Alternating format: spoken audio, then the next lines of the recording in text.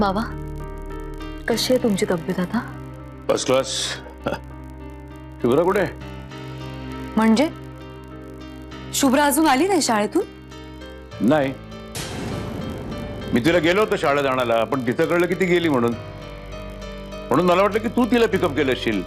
अहो बाबा, तुम्ही कशाला गेलात तिला शाळेत आणायला? तुम्हाला ऑलरेडी बरं नाही. तू नाहीये, मला सांग शुभ्रा कुठे आहे? तिला जर तू पिकअप केलं नाहीस तर मग ती कोणाबरोबर कुठे? अहो बाबा, लवकर आलीस? या अगं, हळू हळू हळू पडशील शुभ्रा. अरे पण शुभ्रा, कोणाबरोबर आलीस तू?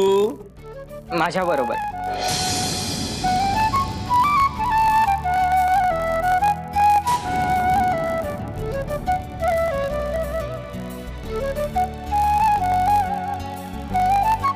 आई, सोना काकाने मला चॉकलेट घेऊन दिलं. अरे वा. हो, काका नाही ग, मामा. सोन्या. वहिने. असं कोणीही शुभ्राला शाळेमधून पिकअप करू शकत नाही. ओळखीचं नसेल तर मग. अहो बाबा, मीच पिकअप केलं तिला. सोन्या माझ्याच सोबत होता. माझं जरा बँकेत काम होतं म्हणून म्हटलं तुम्ही दोघे जण पुढे व्हा. हे काहीतरी टंगळ मंगळ करत बसले असणार, हो की नाही ग? अगं वहिनी, नेमकं काय झालं माहितीये का? मध्येच तो रस्त्यात चन्या मन्या बोरवाला दिसला. मग आपली शुभ्रा कसली ऐकते? म्हणे बोर, रस्त्यावरची बोरं खाऊन थ्रोट इन्फेक्शन होतं, कळलं? हो ना, पण मॉल मध्ये मिळत नाही ना चन्या मन्या बोर काका. ए तू ना चला चला चला शुभ्रा, गुड गर्ल माझी शुभ्रा. हे बघ, आता मस्त युनिफॉर्म बदलायचा, हातपाय धुवायचे आणि जेवायला जायचं. सोना काका, चल आता मी तुला माझा नवीन डोरेमॉनचा पोस्टर दाखवते. ओके.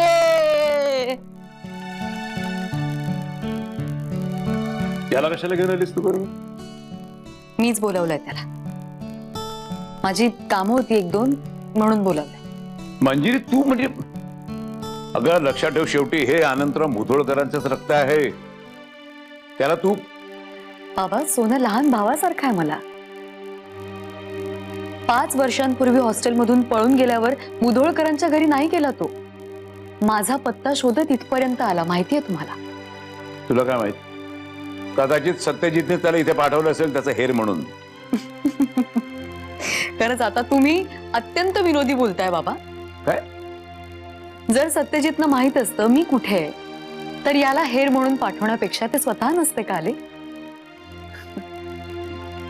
आणि असंही सत्यजित बद्दल अडीच आहे त्याच्या मनात. लहानपणी यांनी नीट नाही वागवलं सोन्याला. त्या माणसाने आतापर्यंत कधी कोणाला बरं वागवलेलं?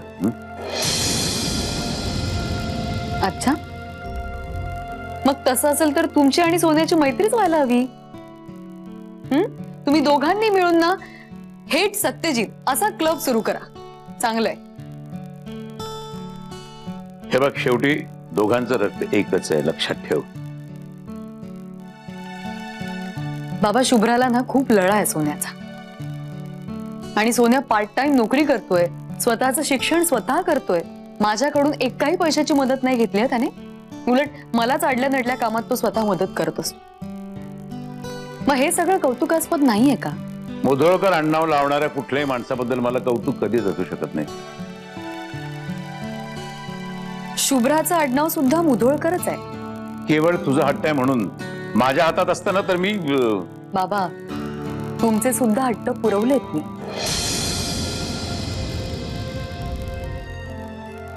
टमणे मारते. तसं नाही. बरं, जाऊ देत नाही. मला खूप महत्वाचं बोलायचंय तुमच्याशी. आज चलता? आज काय करायचं? बोल नाही तेव्हा. नाही, नको. शुभ्रा जेवायला बाहेर येईल, तिच्या समोर नाही बोलायचंय मला.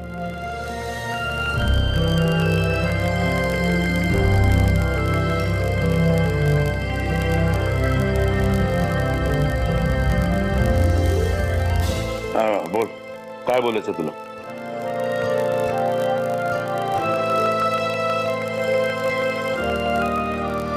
त्यासाठी एवढं गुप्तता कशा करता? बाहेर बोललो असतो की आपण. नाही, तसं नाही. मला तुमच्याशी जे बोलायचं आहे ते ऐकल्यावर तुमच्यात आणि माझ्यात वाद होणारच, आणि हे सगळं मला शुभ्रासमोर नको आहे. काय झालं?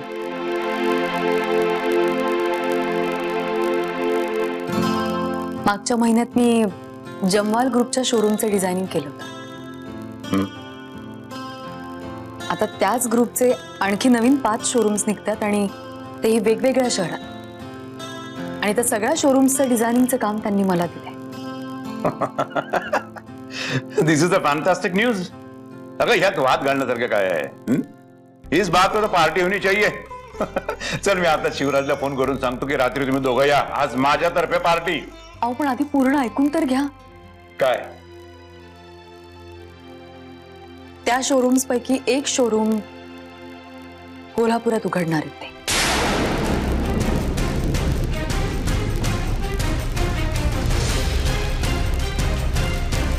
आणि तिथलं काम सुरू झालं की मग मला तिथे नाही, तू हे काम घेणार नाहीयेस. तुझा नकार कळवता ना.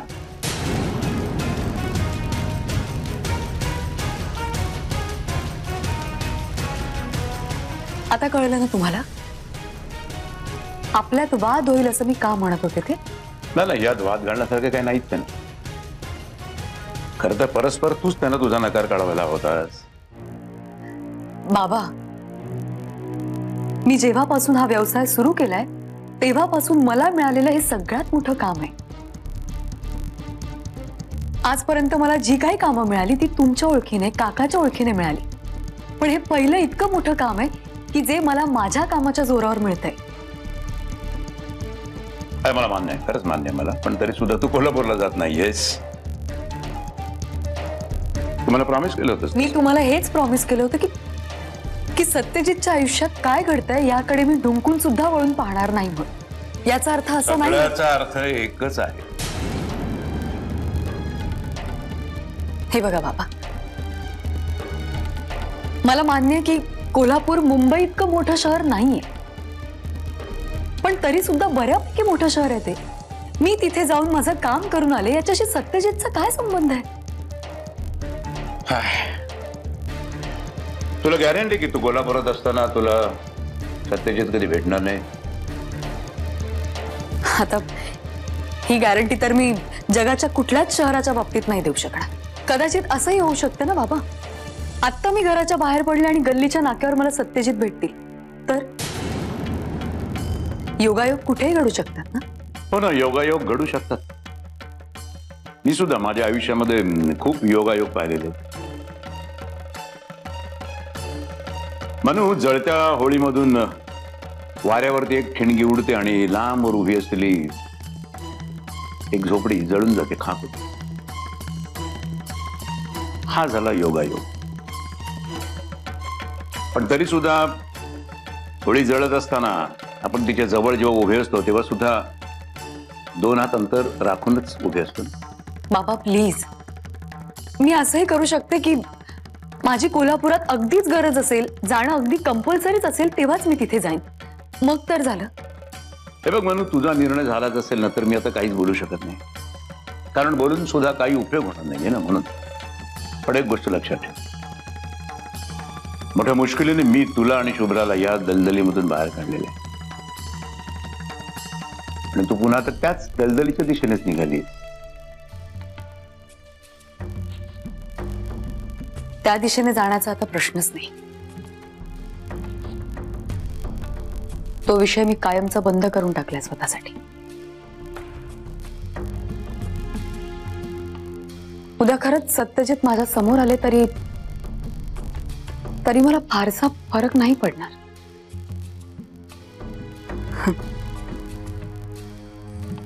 7 वर्ष झालेत आमच्या नात्याला. कदाचित आता ते सुखाने त्यांचं आयुष्य जगत असतील. आम्ही ओळखणार सुद्धा नाही कदाचित एकमेकांना. कोणाला फसवतो? तुझ्या बापाला? अगं ज्याचं मंगळसूत्र अजून गळ्यात घातलंयस त्याला तू विसरू शकशील? हे बघ मंजिरी, मी तुझ्यावर जबरदस्ती नाही करू शकत. तुला जे निर्णय घ्यायचे ते तू घे, पण ते घेण्यापूर्वी सगळ्यात आधी शुभ्राचा विचार कर.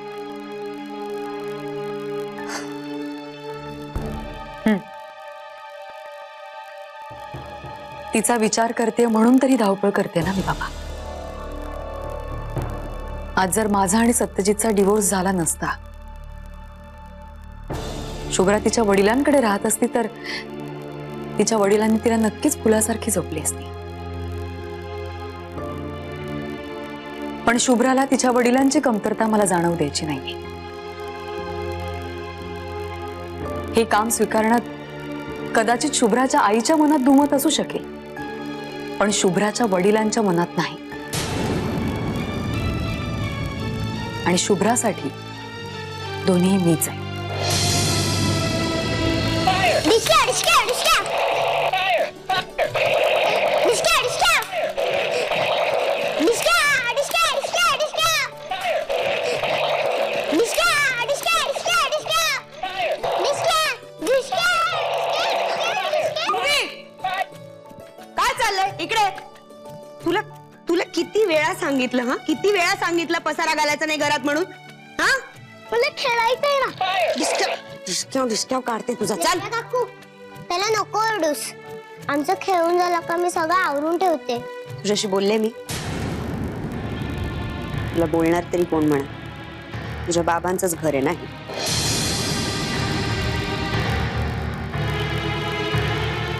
ए तू चल रे. मला खेळायचंय ना. तुला एकदा सांगून कळत नाही? रोज रोज चोर काय व्हायचं असतं तुला? मजा येते खूप. चोर व्हायला आवडतं ना. मुस्काट पडे. चल आधी वार. सॉरी काकू, पुढच्या वेळेस मी चोर बनेन. तुला एकदा सांगितलं ना मी तुझ्याशी बोलत नाहीये म्हणून. का परत माझ्याशी बोलायला येतेस तू? युवी, आर्या, हाय मी मोगंबर.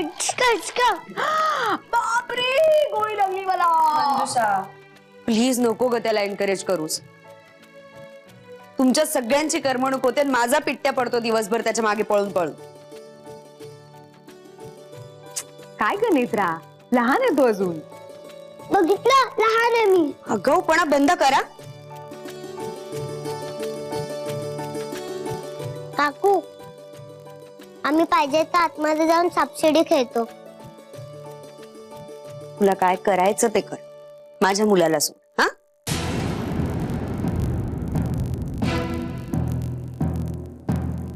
तू चल रे वर आधी. बॅट बॉल तू आजला का उरतेस? मुस्काट फोडी. नदीवर चल. प्रॅक्टिस. अरे युवी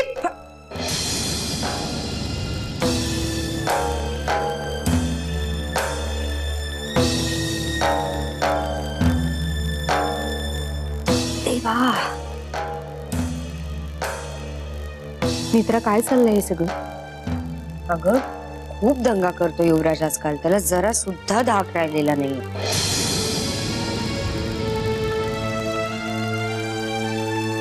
त्याच्याबद्दल नाही बोलत आहे, पण अगं आर्याशी तू. मंजुषा, शक्य असेल तर मी बोलतही नाही तिच्याशी. आज अगदीच नाईलाज झाला म्हणून. अगं पण नेत्रा, मंजुषा नको काढूस तो विषय. खूप वेळा बोललोय आपण यावर, आणि माझं मत जे तेव्हा होतं तेच आजही आहे. त्या मुलीला या घरात आणून दादांनी चूकच केली. कारण काहीही झालं तरी ती तिची मुलगी आहे. हो बरोबर आहे तुझं, पण ती आता परत इथे येणार नाहीये. काय गॅरंटी आहे? नेत्रा अगं बघ आर्याकडे, किती गोड आहे ते बाळ. पण ते तिचं आहे आणि माझ्यासाठी हा विषय इथेच संपतो. नेत्रा, मंजुषा,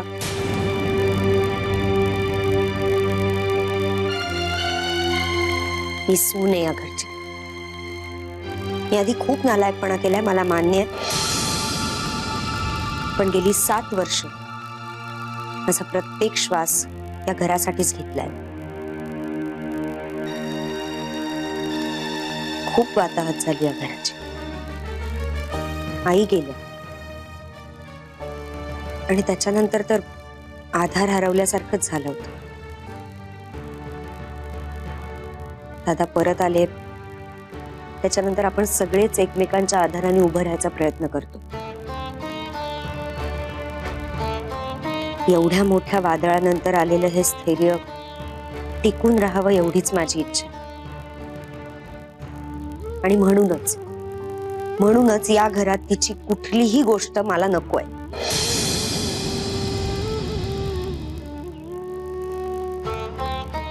दादांनाही हे वेळोवेळी सांगायचा प्रयत्न केला. त्यांनी ऐकूनही घेतलं माझं.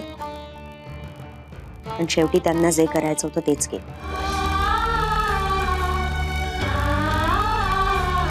कोण आहे माझी मम्मा? जेव्हा पण मी मम्मा बद्दल बोलते तेव्हा बाबा बोलतात डोंट टॉक अबाउट मम्मा. मग सगळे का लपून लपून माझ्या मम्मा बद्दल बोलतात? मम्मा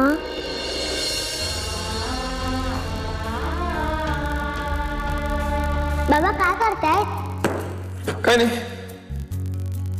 यात कसले फोटो आहेत? अगं माझे आणि विहंग काकाचे खूप जुने फोटो आहेत ऑफिस मधले.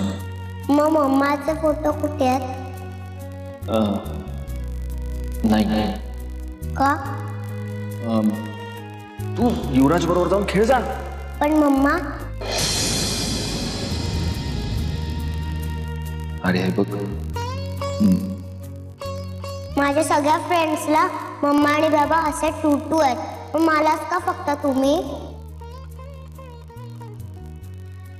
हे बघ तुझ्या सगळ्या फ्रेंड्सच्या मम्मा त्यांचे लाड करतात. तुझा बाबा तुझे लाड करतो हो की नाही? तर मग झालं असं की गॉड असं म्हणाला की आर्याचा बाबाच आर्याचे एवढे लाड करतो, मग तिला गरजच नाहीये मम्माची. म्हणजे मम्मा गॉडकडे गेली. हो मग मम्माचा फोटो का नाहीये? आजी पण गॉडकडे गेली, मग तिचा तर फोटो आहे, पण मम्माचा का नाही? आर्या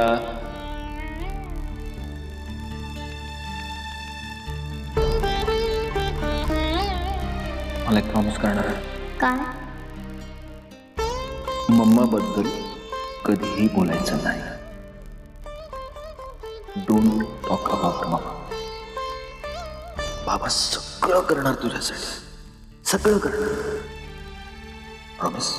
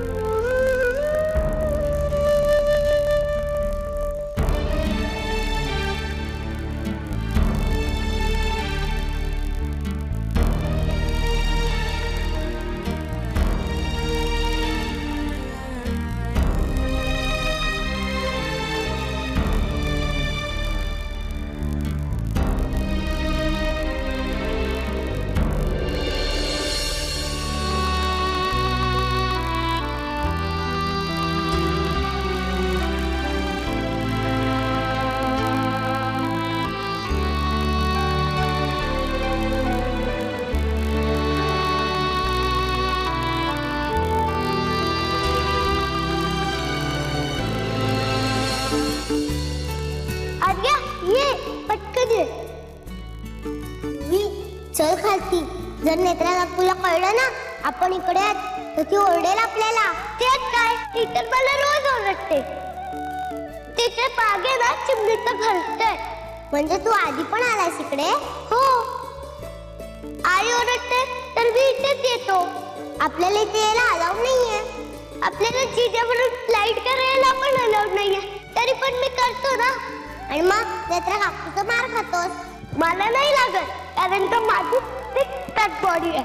हे सगळं काय आहे? हे सगळं भंगार आहे, भंगारा.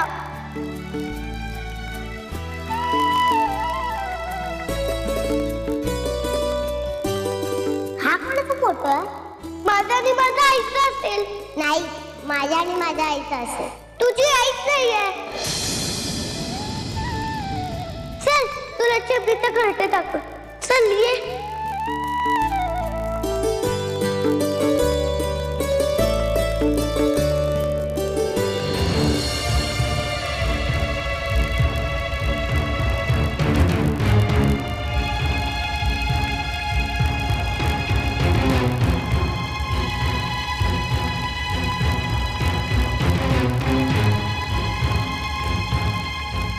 अरे लवकर ये यार.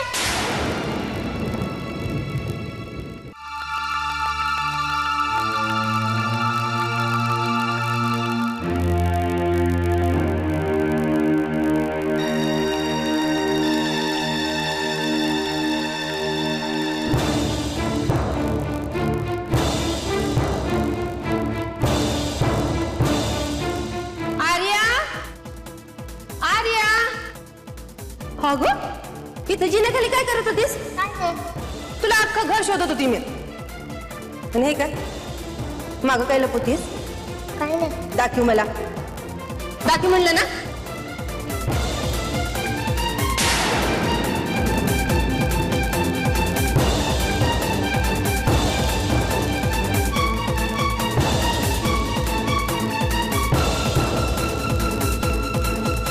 हा फोटो तुला कुठं गावला? ते भंगारच्या खोलीत मिळाला. युवी घेऊन गेलेला ना मला त्या चिमणीचं घरटं दाखवायला. आजी हा कोणाचा फोटो आहे? तुला भूक लागली असेल ना. चल चल. आत्या ही कोण आहे?